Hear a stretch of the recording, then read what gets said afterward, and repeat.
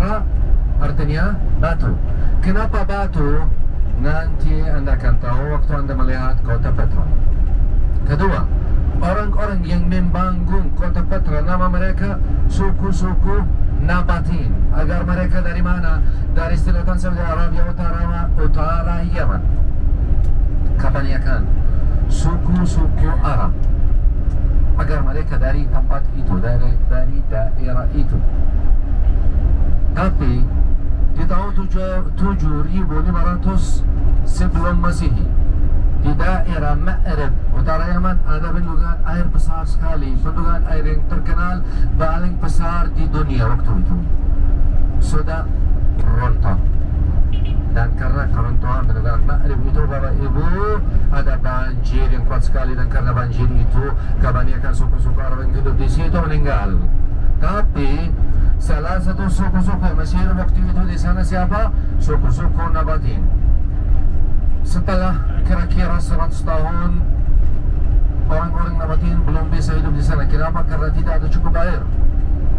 Karena mereka tergantung pertanian dan juga semuanya punya waktu itu banyak domba-domba dan onta-onta, tapi tidak ada cukup air. Mereka tidak bisa menanami makanan buat hewan-hewan mereka. Jadi mereka waktu itu beremigrasi ke utara, sampai utara Saudi Arabia, daerah yang bernama sekarang di Saudi Al-Hajar, atau kota-kota Nabi Saleh, atau apa namanya, Al-Hajar. Mereka mulai hidup di sana, dan waktu itu mereka mulai praktikkan kehidupan baru di situ. Di tempat itu apa itu? Tempat kuburan orang-orang Nabatin di dalam gunung pasir. Setelah kira-kira 150 tahun lagi, hujannya daerah itu turun. Karena ini mereka beremigrasi ke utara lagi, sampai salah satu tempat yang paling indah di Jordan. Apa itu? Wadi Ram. Suku-suku Nabatin, stasiun pertama kepada mereka di Jordan di mana? Wadi Ram, lembah Ram.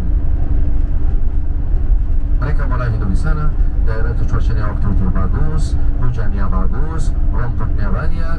Jadi mereka mulai hidup di sana, dan juga mereka membangun candi di tempat itu. Di daerah Wadi Ram ada candi untuk suku-suku Nabatin. Mereka orang-orang kafir semuanya waktu itu, percaya dewa-dewa. Mereka punya beberapa dewa-dewa seperti Al-Lat, Al-Uzza, Dushara, Syi'al Qawm, Al-Kutuba, banyak dewa-dewa. Jadi mereka membangun candi di situ. Tapi waktu itu daerah Wadi Ram, daerah salah satu daerah, atau bukan salah satu, itu daerah yang paling penting di dunia. Kenapa? Karena Wadi Ram waktu itu persembangan jalan pedagang yang paling kenal di dunia. Apa namanya? Siapa yang tahu? Dua jalur yang terkenal di dunia. Apa namanya? Apa? Dua jalan kafilah yang terkenal di seluruh dunia. Setelah nomor satu, kedua, Tupa rempah-rempah. Tuannya waktu itu harus menyeberang Wadi Ram. Dan Wadi Ram daerah persembangan dua jalan kafilah itu. Kemudian orang-orang Nabatin mulai belajar dari orang-orang yang sama kafilah itu, dan juga mereka mulai bekerja sama mereka. Ada yang bekerja seperti penjaga dari murtad yang hidup dalam gurun waktu itu. Ada juga beberapa yang bekerja seperti pemandu, karena tidak ada yang tahu gurun itu lebih bagus daripada orang-orang Nabatin itu. Setelah kira-kira 100 tahun, orang-orang Nabatin menjadi sangat kaya, atau salah satu orang-orang yang paling kaya di dunia. Josephus Flavius, penulis Yunani, dalam salah satu buku-bukunya yang dia tertulis, dia bilang, saya sudah melihat satu kafilah punya seseorang Nabatin dari 5.000 unta. Satu kafilah berapa? 5.000 unta. Jadi mereka waktu itu bukan milioner, bilioner. berapa harganya? Ada yang tahu? Kira-kira $5,000 onta. Tapi bisa bawa kira-kira 70 sampai 100 kilo. Dan barang-barang apa yang ada di situ? Sutra, tupa, rempah-rempah, perak, emas. Tupa yang kualitasnya tinggi, harganya 2 kali lebih daripada emas. Jadi kalau mau beli 1 gram tupa, harganya berapa? 2 gram emas. Kenapa? Tupa lebih mahal daripada emas. Kenapa? Tupa waktu itu yang paling penting di dunia. Karena kebanyakan manusia waktu itu kafir, percaya dewa-dewa. Dan kalau mereka bersolat kepada dewa-dewa mereka, seharusnya mereka bakar dupa. Benarkah? Untuk minta berkah lebih. Dan kalau mereka minta berkah lebih dari dewa-dewa, seharusnya mereka bakar dupa yang kualitasnya bagus sekali. Karena ini harga dupa itu 2 kali seperti emas, lebih daripada emas. Jadi berapa harganya? 5.000 onta. Tapi mereka belum bisa hidup bagus di sana karena tanah itu terbuka dan tidak aman. Karena ini mereka pada imigrasi ke utara lagi sampai kota yang kita akan melihat hari ini, kota yang bernama Petra. Dan siapa yang bernama kota Petra nama itu? Orang-orang Nabati. Tapi saya sudah bilang mereka orang-orang Arab. Bagaimana itu? Apa bahasa yang terkenal di dunia waktu itu? Yunani. Bahasa Yunani. Terima kasih Abu. Dan kalau mereka mau pedagang-pedagang semuanya datang ke kota mereka, mereka harus menggunakan nama yang menarik sekali. Apa itu? Petra. Tapi namanya waktu itu Wadi Musa, karena Nabi Musa sudah hidup di tempat itu dan tinggal di tempat itu.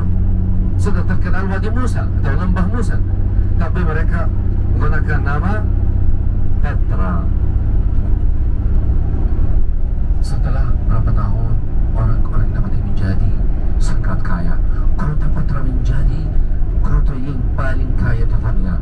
Lagi menjadi seperti pusat saham, seperti Dubai sekarang. Semua pedagang-pedagang yang mau belanja, mau beli atau bayar apapun, dia harus datang ke kota Petra.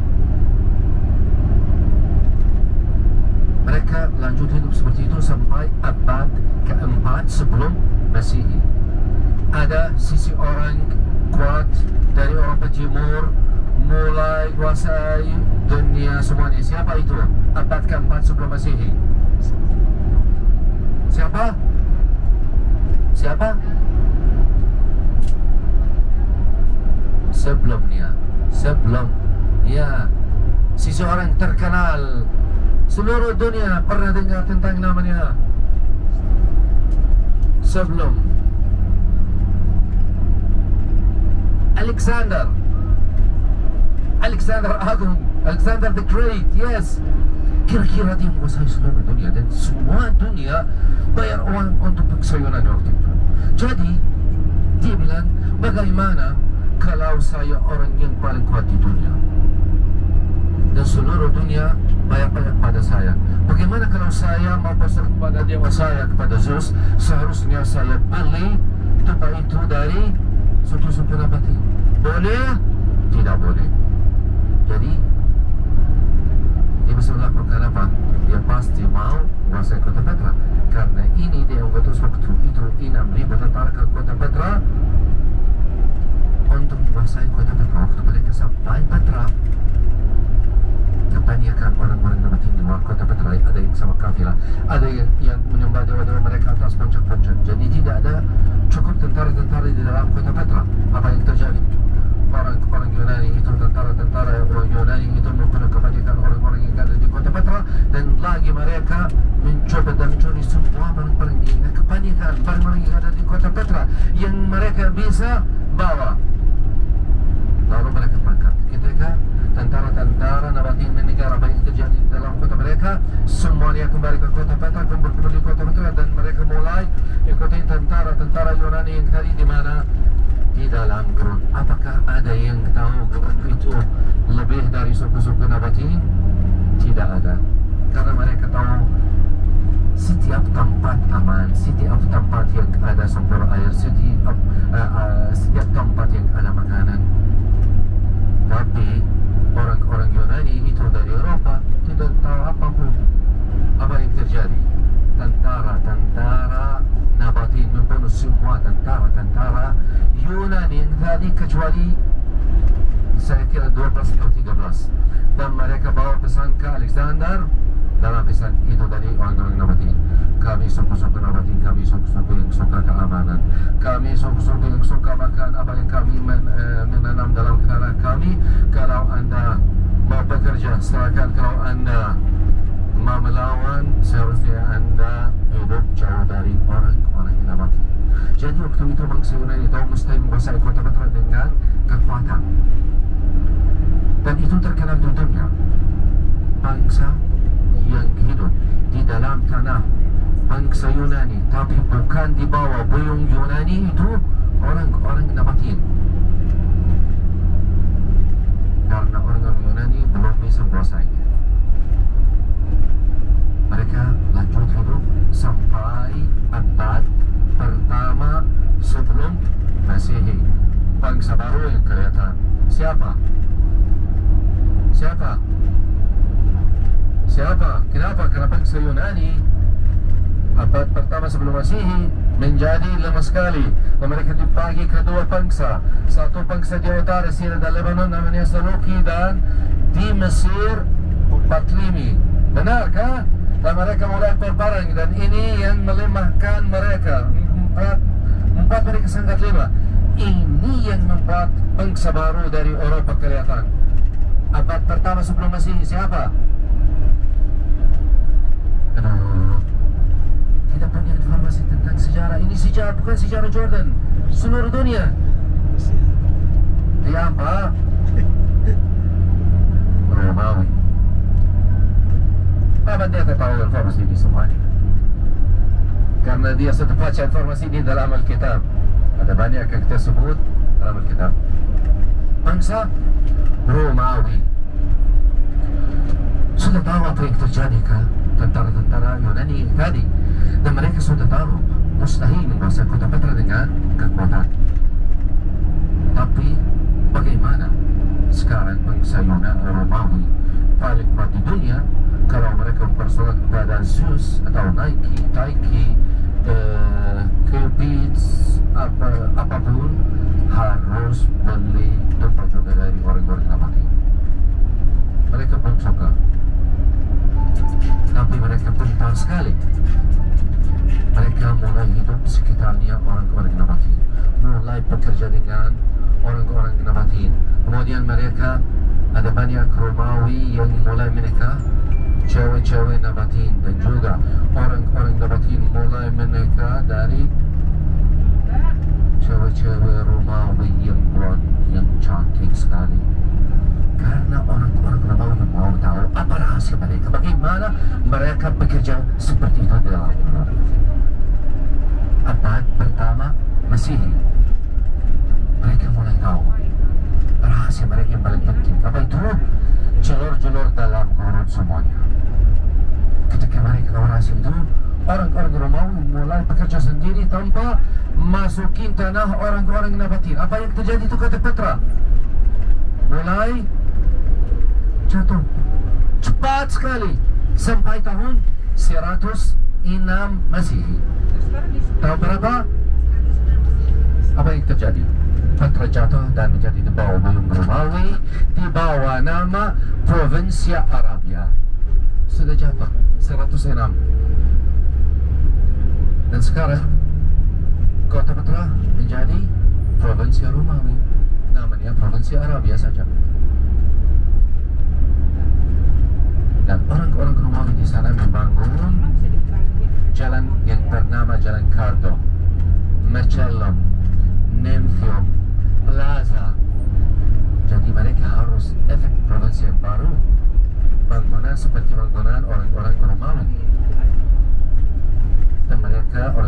Romawi lanjut hidup di sana, dan banyak orang yang dapatin mulai beremigrasi dari kota Petra ke tempat-tempat lain. Ada yang balik ke Yaman dan Saudi Arabia, ada yang pergi ke Palestina, ada yang pergi ke Suria dan Lebanon, ada yang pergi ke Irak. Tidak ada banyak orang-orang di kota Petra. Dan juga sebagai raja yang terkait, tidak ada raja-raja lagi di kota Petra. Kenapa? Karena kalau saya raja dan tidak ada penduduk di sini, saya raja untuk siapa? Istri dan anak-anak saya tidak cukup. Jadi tidak ada raja lagi setelah kematian raja yang terakhir. Dan lanjut hidup yang tinggal di situ sampai abad keempat Masehi. Bangsa baru yang kelihatan siapa? Ini penting sekali. Ini informasi seharusnya setiap orang Nasrani harus tahu informasi ini, karena ini sejarah agama Nasrani. Abad keempat Masehi. Agama apa? Bangsa apa yang kelihatan? Ya ampun, Byzantium. Byzantium sama Romawi, Bapak Ibu. Tapi orang-orang Romawi itu dapat agama Nasrani, agama resmi untuk orang-orang Romawi semuanya. Juga mereka ganti tempat ibu kota dari Roma ke mana? Byzantium, Turki. Karena ini bangsa baru yang kelihatan apa nama mereka? Byzantium. Itu di abad keempat Masehi. 324 Masehi. Benar kan? 3 to 4 ya. Abad keempat Masehi. Bangsa baru. Dan mereka orang-orang Byzantium. Mereka juga masuk kota Petra dan membangun gereja-gereja di kota Petra. Sekarang ada di kota Petra 3 gereja dari waktu zaman Byzantium. Salah satu gereja-gereja itu dari mozaik, salah satu gereja-gereja yang paling indah di Timur Tengah ada di kota Petra sekarang. Tapi orang-orang Byzantium itu, ketika mereka masuk kota Petra, mereka melakukan hal yang tidak baik, yaitu mereka mencopot semua barang-barang yang ada di dalam kuburan suku-suku Nabatin yang tadi. Semuanya, barang-barang semuanya. Juga tulang-tulangnya, mereka membakar tulang-tulangnya. Tidak ada apapun di dalam kuburan suku-suku Nabatin lagi. Dan mereka mulai hidup di situ. Ada pangkat, ada yang mulai ikut agama Nasrani, ada yang tinggal di situ sampai abad 8 Masehi. Agama yang baru yang kelihatan di Timur Tengah. Agama apa? Islam. Apa pendeta tahu informasi itu sebenarnya? Suka lanjut, Pak? Dia tahu informasi ini semuanya. Waktu agama Islam mulai masuk Jordan, Syria, Palestina waktu itu, dan Syria, Lebanon, orang Mesir juga, orang-orang yang ada di sini juga mulai ikuti agama Islam.